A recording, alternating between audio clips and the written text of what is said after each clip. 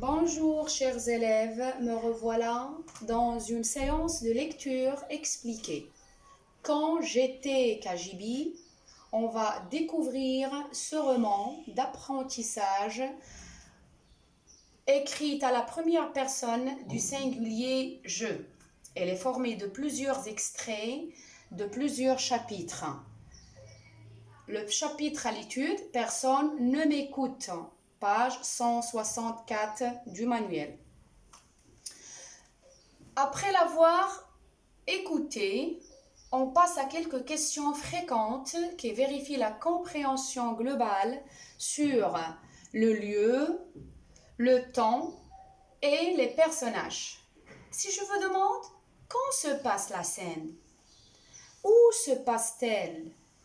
Qui sont les personnages? Qu'allez-vous répondre? Voilà, la scène se passe un vendredi à l'heure du petit déjeuner. Où se passe la scène? Dans la cuisine. Voilà la phrase qui justifie la réponse. Papa a quitté la cuisine. Pour les personnages, on trouve la narratrice, celle qui dit « je », celle qui raconte, qui narre.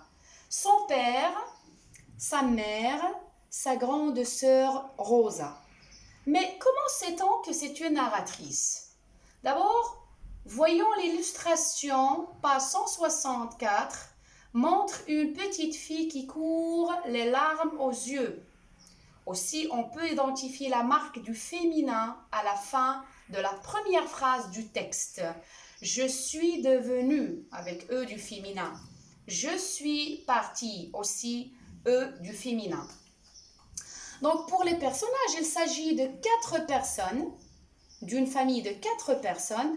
On connaît que le prénom de la grande sœur Rosa. On ne connaît pas le prénom de la narratrice. Son prénom n'est pas mentionné. Mais dans la première phrase, le mot Kajibi commence par une majuscule, commence par C majuscule. C'est donc un nom propre.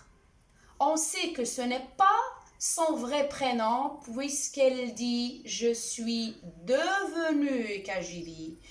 Il n'a pas dit « je suis Kajibi », elle a dit « je suis devenue Kajibi ».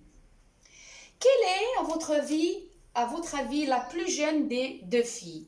Bien sûr, c'est la narratrice. Elle a dit « elle va à l'école », sa sœur Rosa au lycée. Donc la narratrice est la fille Benjamin et Rosa, la fille aînée de la famille. Maintenant, on passe aux mots à difficulté phonétique.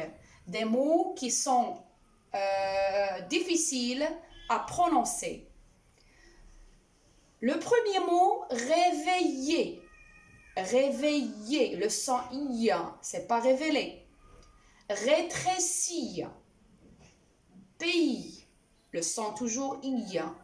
Des merveilles. Des merveilles, le son I. À hausser les épaules. Cogner, cogner. Maintenant, les mots à difficulté sémantique au niveau du sens. On va expliquer quelques mots. Kajibi, le mot Kajibi, c'est une petite pièce qui sert de débarras. Lieu où l'on met toutes les choses encombrantes ou peu utilisées. L'adjectif invisible, c'est un adjectif masculin, féminin. Il se termine par un E. Donc, les adjectifs qui se terminent par E ne changent pas du masculin au féminin. Invisible qui ne peut être vu, qu'on ne peut pas voir. Exemple, les fantômes sont invisibles. On ne peut pas voir les fantômes.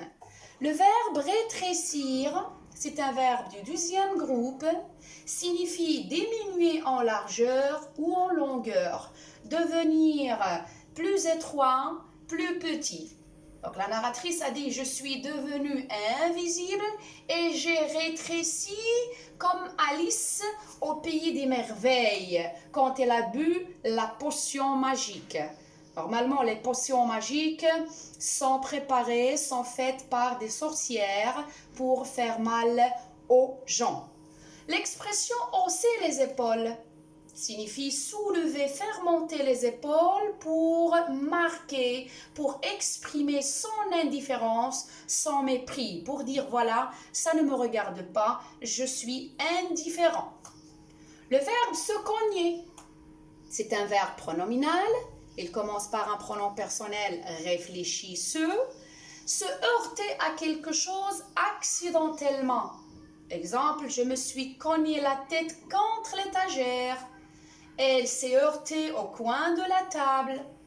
Le verbe rigoler, rire ou bien s'amuser. Vous voyez les mots synonymes qui disent pareil. Exemple, les enfants racontent des blagues et n'arrêtent pas de rigoler. Si on veut résumer ce chapitre, ce petit texte, que se passe-t-il?